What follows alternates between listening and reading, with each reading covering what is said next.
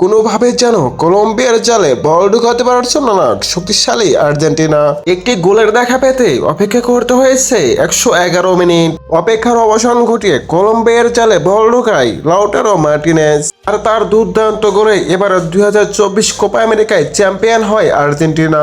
Lautaro মার্টিনেজের এমন গোলে খুশিতে মেতে ওঠে মেসি, যদিও তাকে খেলার 66তম মিনিটে ইনজুরির কারণে মাঠ ছাড়তে হয়েছে। সাইড বেঞ্চে বসে অঝরে কাটতে দেখা যায় লিওনেল মেসিকে।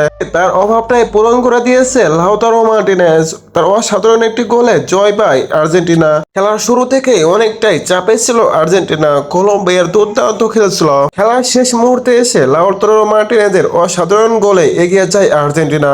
তাই তো আজকের ম্যাচের জয়ের নায়ক লাউতারো মার্টিনেজ। লাউতারো মার্টিনেজের হাত ধরে মেসি যেন আরেকটি জয়ের দেখা পেল। দর্শক, আজকে খেলাটি আপনার কাছে কেমন লেগেছে অবশ্যই আপনার মতামতটি কমেন্ট বক্সে জানিয়ে যাবেন। খেলার সকল ধরনের আপডেট পেতে আমাদের চ্যানেলকে সাবস্ক্রাইব করে পাশে থাকবেন।